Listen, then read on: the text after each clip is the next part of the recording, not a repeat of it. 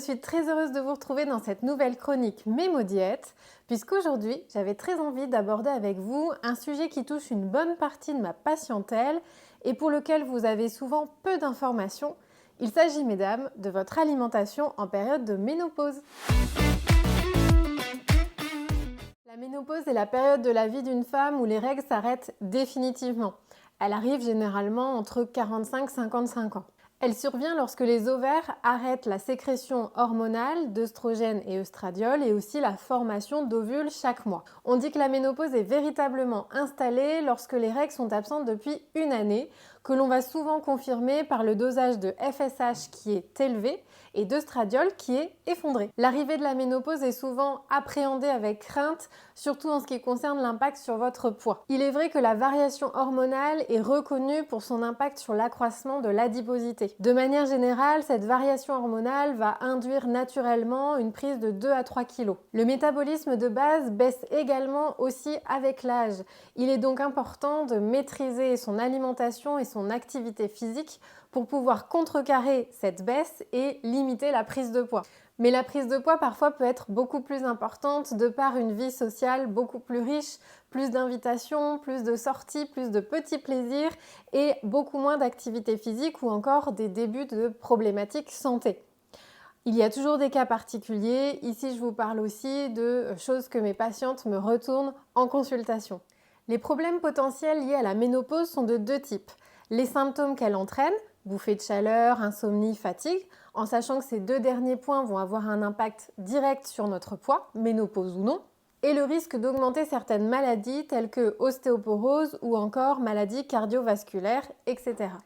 Alors, maintenant que l'on sait tout ça, concrètement, comment doit-on gérer son assiette ? Les fondamentaux de l'alimentation en cette période restent l'équilibre alimentaire, avec un focus particulier sur l'augmentation de la consommation de calcium, l'augmentation de la consommation d'oméga 3, la consommation d'aliments rassasiants tels que les légumes, les fruits, les féculents riches en fibres ou encore les protéines animales pauvres en graisse, le soutien à la thyroïde par la consommation d'aliments riches en iode ou encore la limitation d'aliments à forte teneur calorique tels que charcuterie, alcool ou pâtisserie. En ce qui concerne ce dernier point, ces aliments ne sont pas interdits, mais il sera à adapter en fonction de chacune, c'est-à-dire en prenant en compte vos problématiques santé et votre niveau d'activité physique pour pouvoir trouver la bonne quantité et fréquence de consommation de ces aliments.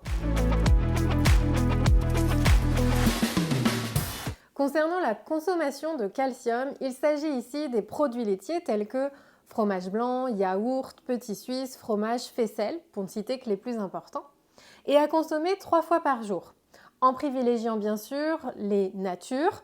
Si vous choisissez des aromatisés ou aux fruits, dans ces cas-là, soyez vigilante au niveau du taux de sucre qui ne doit pas dépasser 10 grammes pour un pot. Et soyons clairs, les gammes 0% ou allégées n'ont aucun intérêt puisqu'ils contiennent beaucoup plus d'additifs que vos gammes classiques.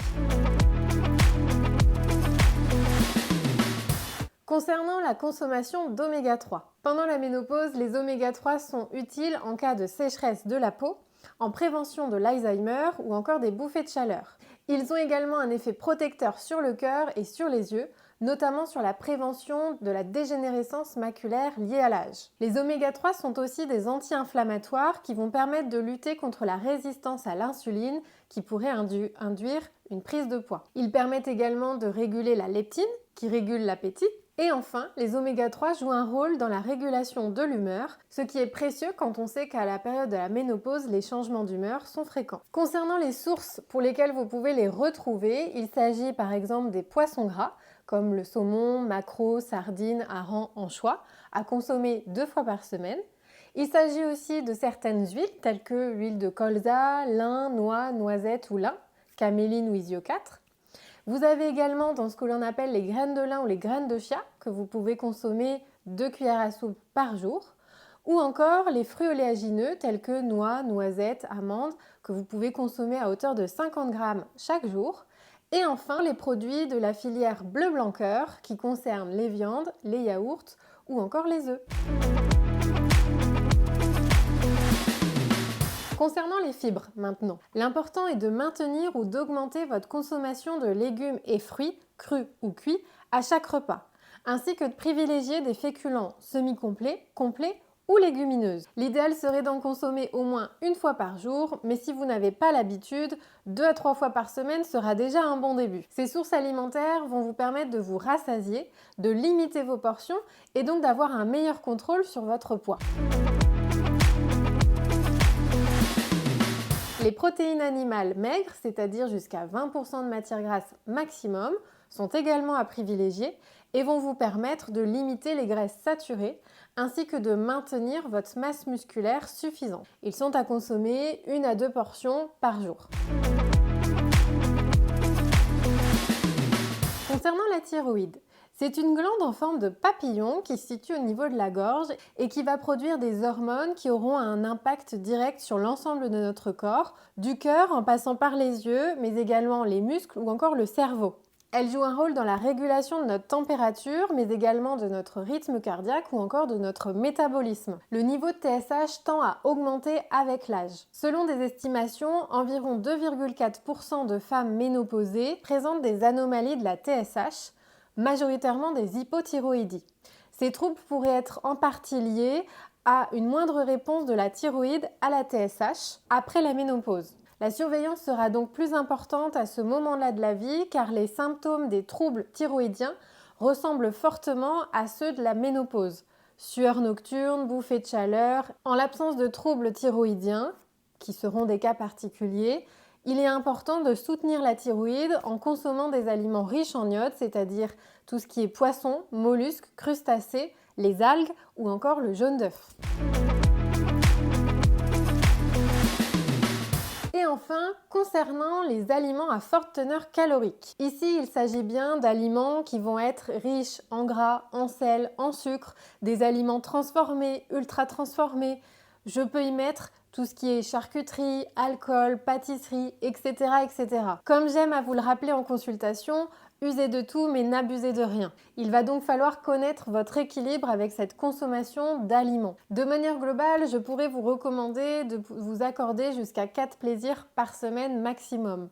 Mais là encore, il va falloir déterminer en fonction de chacune la quantité à consommer possible en fonction de vos problématiques santé ou bien encore de vos dépenses énergétiques. Ces aliments, étant non indispensables au fonctionnement du corps, vont être plus vite stockés au vu du ralentissement du métabolisme. Ce que vous brûliez facilement avant ne le sera plus aussi facilement, à moins de compenser par l'augmentation d'une pratique physique telle que marche, vélo, course, piscine, etc. L'idée n'est pas d'induire de la frustration, mais bel et bien de comprendre le fonctionnement de votre corps avec ce nouvel équilibre hormonal pour pouvoir répondre au mieux à ses besoins actuels, à votre capacité à réguler vos apports alimentaires et aussi d'adapter une activité physique qui, elle, est indispensable tout au long de la vie. J'espère que cette chronique Mémodiète vous aura permis d'apprivoiser avec plus de sérénité votre assiette pour ce moment de vie de femme si particulier. Je vous rappelle que comme chaque femme est différente, sa façon de vivre la ménopause est propre à chacune. N'hésitez pas à consulter un ou une professionnelle de santé si vous avez besoin de conseils ou d'aide personnalisée. N'hésitez pas à me partager en commentaire si cette chronique Mémodiète vous a plu, si vous avez des astuces à partager entre femmes. Je serais ravie de pouvoir échanger avec vous.